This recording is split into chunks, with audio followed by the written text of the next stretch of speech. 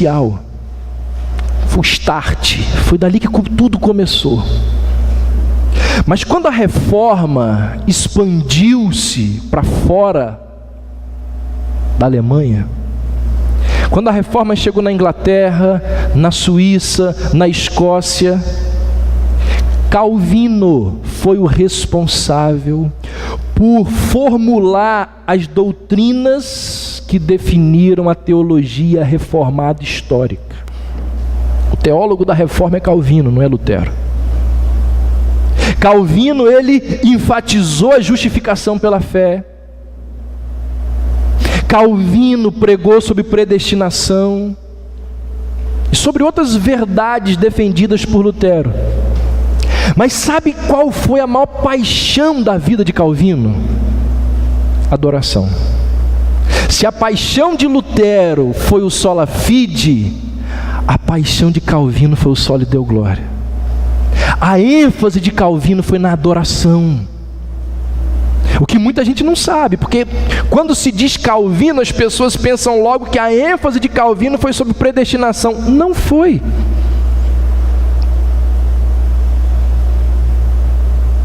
Soli deo gloria, a grande paixão de Calvino. Na Alemanha, talvez o maior gênio da história da música, um homem chamado Johann Sebastian Bach. Bach colocava no final de todas as suas composições a sigla SDG, Soli deo gloria. Não sei se você sabe disso, mas Bach conscientemente escreveu sua música para glorificar a Deus. Bach queria ajudar o povo na adoração a Deus. Terminava de compor, ia lá no final e escrevia SDG. Da mesma forma, o que motivava Calvino a escrever, a reformar as corrupções que se infiltraram no culto, era a glória de Deus. O culto, na época, assim como hoje, era altamente antropocêntrico. Existia uma parafernália que desviava a atenção de Deus e colocava os holofotes no homem. Existia muita atenção a personalidades. A idolatria era algo comum na liturgia, e Calvino, por ser um apaixonado pelo soli deo gloria, ele vai desfazer completamente de toda e qualquer imagem que existia dentro dos templos. Ele vai batalhar para que tudo aquilo que desviasse a atenção de Deus no culto fosse extirpado, porque ele estava defendendo o princípio do soli deo gloria. Um texto que nos ajuda a entender a ênfase dos reformadores no soli deo gloria, na adoração, é Romanos 1. Abra aí, Romanos 1.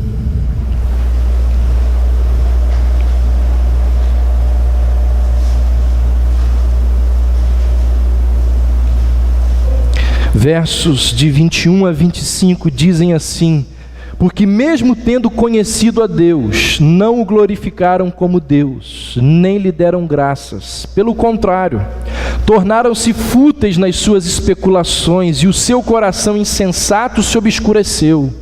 Dizendo-se sábios, tornaram-se loucos e substituíram a glória do Deus incorruptível por imagens semelhantes ao homem corruptível, às aves, aos quadrúpedes e aos répteis. É por isso que Deus os entregou à impureza sexual, ao desejo ardente de seus corações, para desonrarem seus corpos entre si, pois substituíram a verdade de Deus pela mentira, e adoraram e serviram a criatura em lugar do Criador, que é bendito eternamente. Nesse texto, o apóstolo Paulo fala da revelação de Deus e da sua ira contra o mundo inteiro. E ele vai dizer que a razão desta ira ser derramada Por que Deus dispensou a sua ira contra os homens? Paulo vai dizer, porque os homens, tendo conhecimento de Deus, não o glorificaram como Deus. O ponto básico da nossa corrupção é nos recusarmos a glorificar a Deus corretamente. Não o glorificaram como Deus. Gente, isso é algo seríssimo.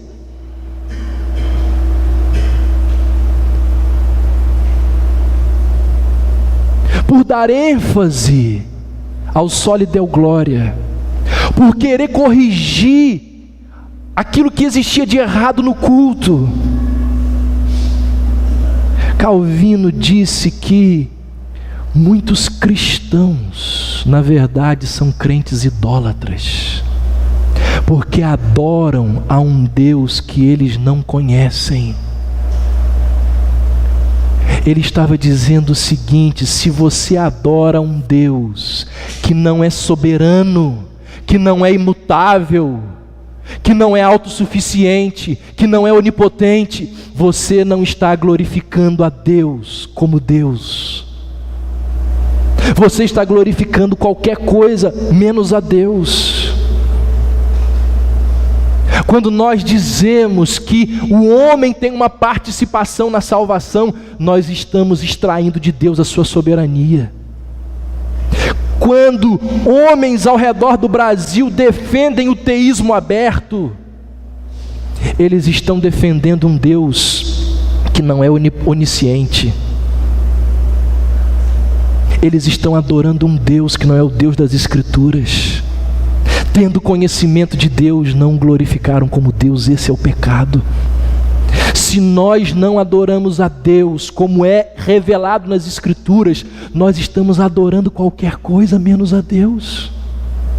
E glorificar algo diferente de Deus, algo menor do que Deus, como se fosse Deus, é idolatria.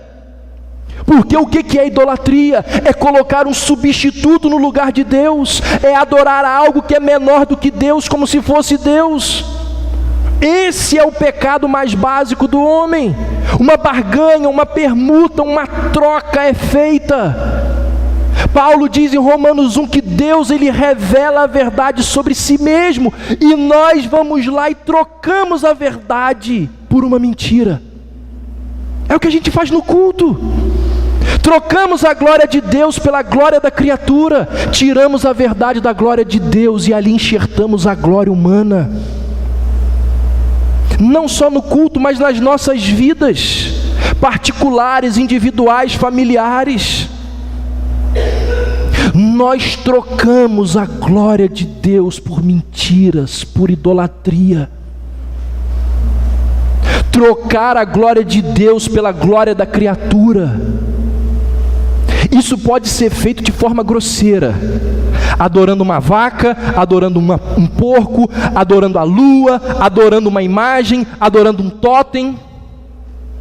Mas também pode ser feito de maneira sutil, quando nós amamos mais os nossos filhos do que a Deus.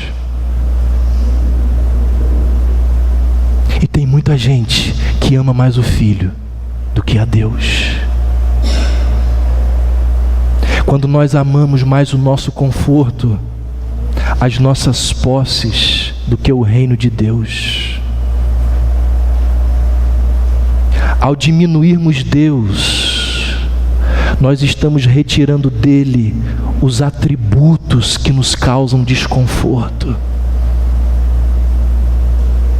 Nós estamos trocando o Deus revelado nas Escrituras.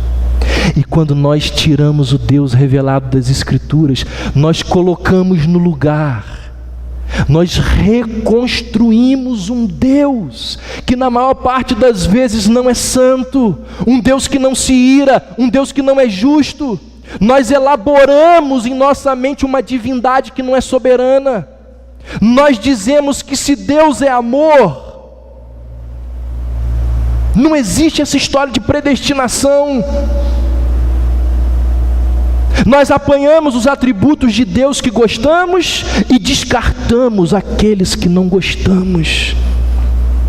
Ao fazer isso, nós nos tornamos idólatras, da mesma maneira que pessoas que adoram um totem.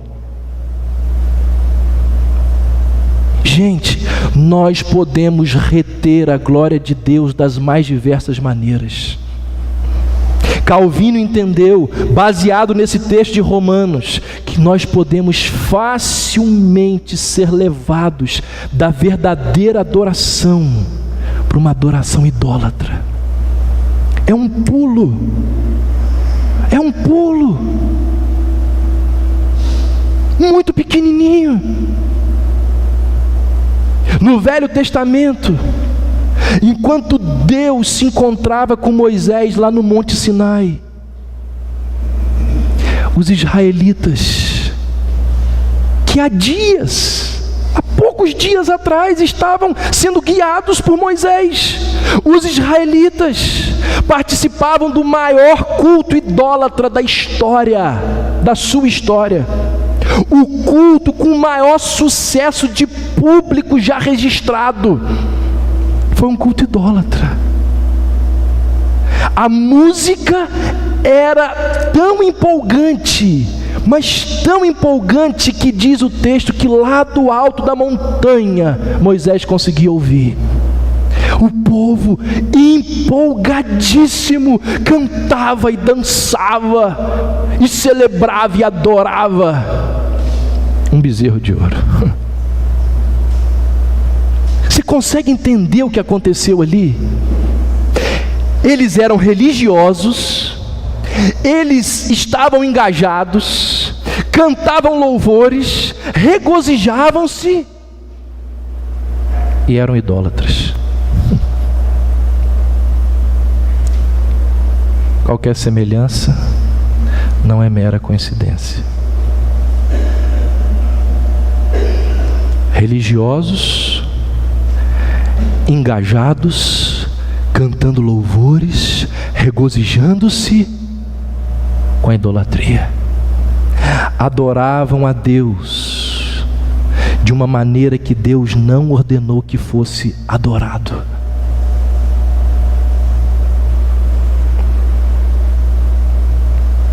Isso não traz medo para você, não?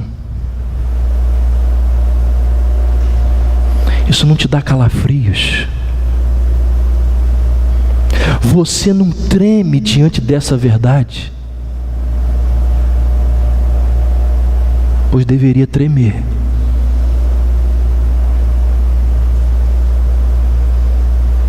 Qual é a maneira correta de adorarmos ao Senhor? Em tudo que fazemos no culto, nós precisamos perguntar: isto honra a Deus como Deus procura ser honrado?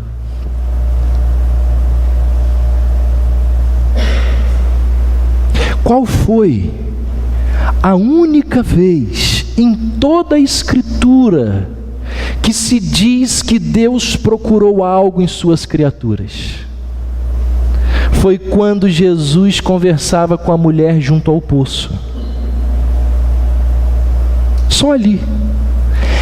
Ali é dito que Deus está à procura de pessoas que o adorem em espírito e em verdade. Em 1996, em Cambridge, na Universidade de Harvard, 120 pastores, pouco tempo atrás, 120 pastores e doutores das igrejas, eles se encontraram para considerar os solas da reforma. E foi publicada uma declaração em conjunto a partir daquele encontro, que ficou conhecido como a Declaração de Cambridge. E tem muita coisa escrita lá. Uma das coisas que foi dita em Cambridge sobre o Soli Deo Gloria, eu acho que está aí no esboço, diz assim: onde quer que na igreja se tenha perdido a autoridade da Bíblia, Cristo tenha sido colocado de lado, o Evangelho tenha sido distorcido ou a fé pervertida, sempre foi por uma mesma razão: os nossos interesses substituíram os de Deus e estamos servindo do nosso modo. A perda da centralidade de Deus na vida da igreja de hoje é comum e lamentável. É essa perda que nos permite transformar a adoração em entretenimento, a pregação do evangelho em marketing, na crença em técnica ou em metodologia, o praticar o bem em sentir-nos bem, a fidelidade em sermos bem-sucedidos.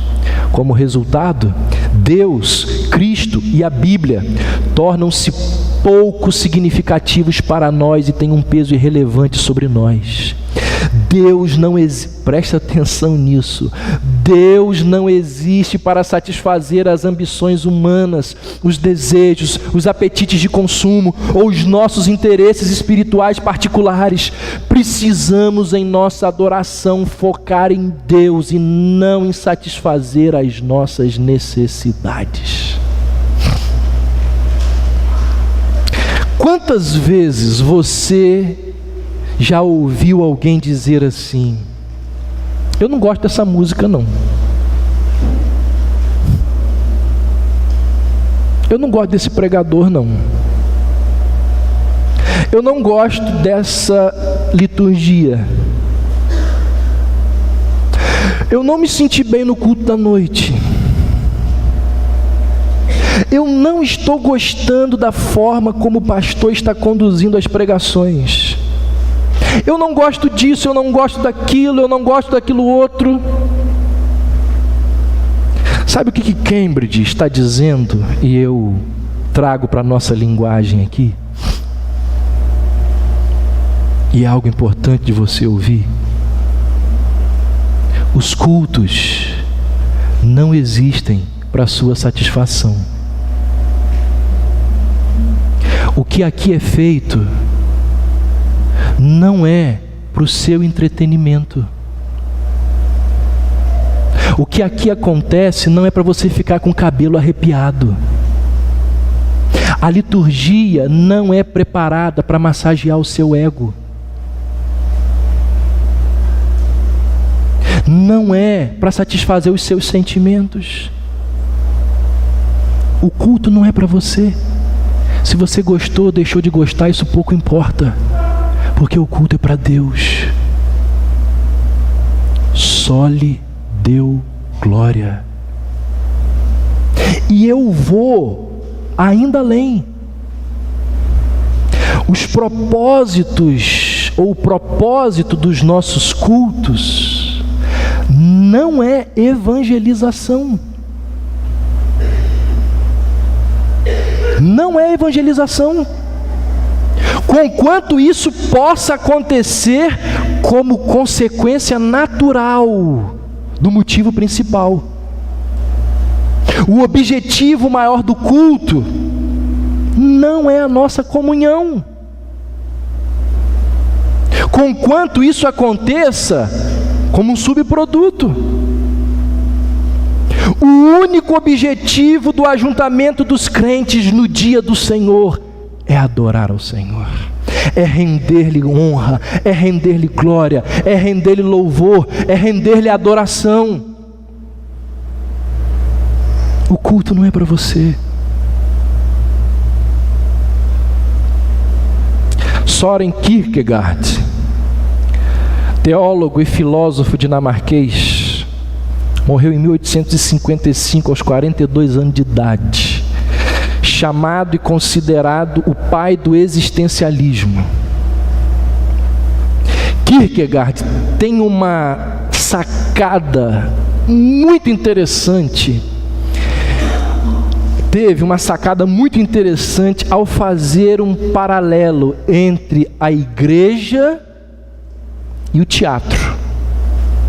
Ele comparou a igreja e o teatro para mostrar como que a visão de culto das pessoas é extremamente equivocada, é altamente antropocêntrica.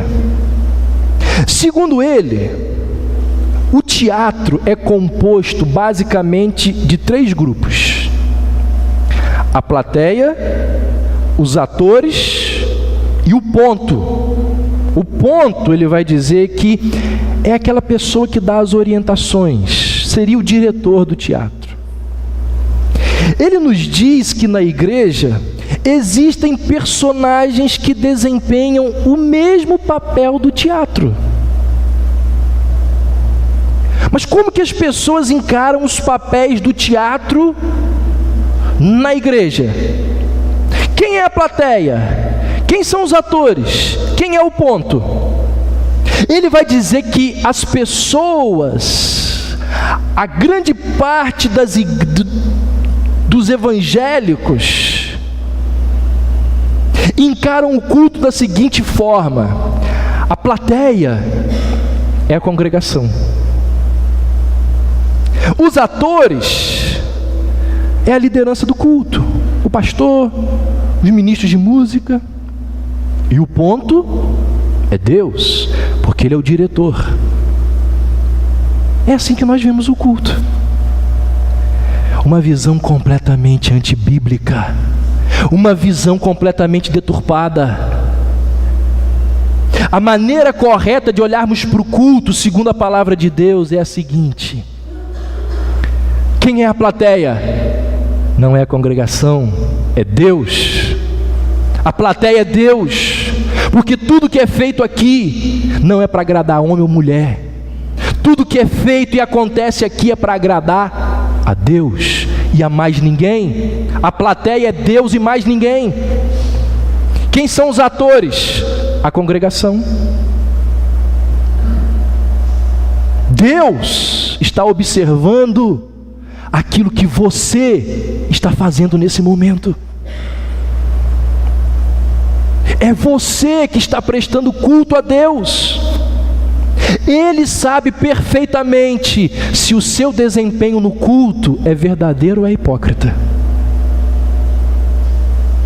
Nesse teatro, a igreja, Deus conhece perfeitamente quem se esconde por trás de máscaras. Deus sabe direitinho quem está atuando.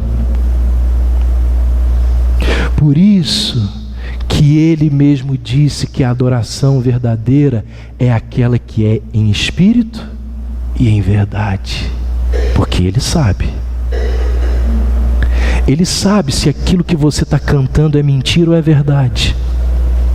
E o ponto, vai dizer Kierkegaard, são os ministradores que devem facilitar a atuação dos atores, que é a congregação.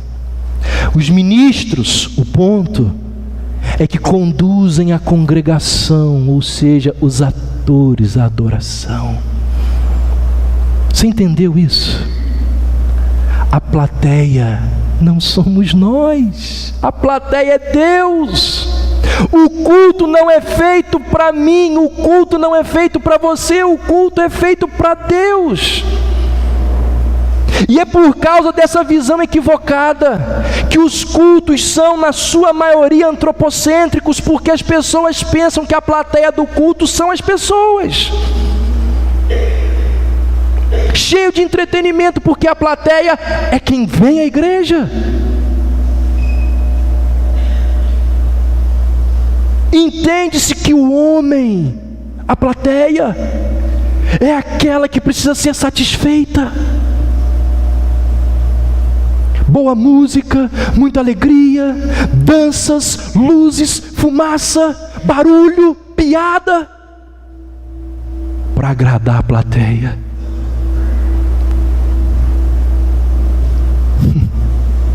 Realmente nós temos muitos teatros nos dias de hoje, mas pouquíssimas igrejas que adoram ao Senhor.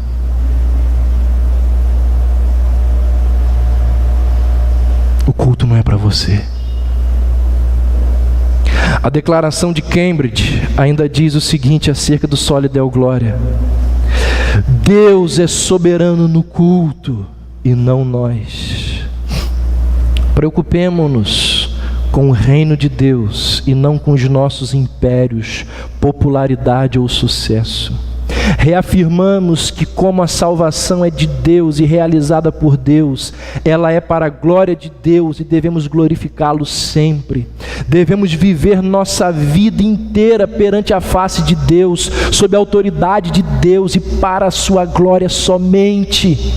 Negamos que possamos de fato glorificar a Deus se o nosso culto se confundir com entretenimento, se descuidarmos da lei de Deus ou do Evangelho nas pregações, ou se permitirmos que a autoaprovação, a autoestima e a autorrealização se tornem alternativas ao Evangelho. Então deixa eu te dizer uma coisa: quando todos os domingos ou quinta-feira, quando você entrar por aquela porta, saiba que você está entrando no santuário espiritual, no santuário celestial. Você está diante de Deus. Nós estamos envolvidos na comunhão dos santos, onde o Pai, o Filho e o Espírito Santo observam tudo que nós fazemos aqui. Isso significa que nós não podemos estar aqui relapsos, distraídos, saindo toda hora, porque você está na presença de Deus.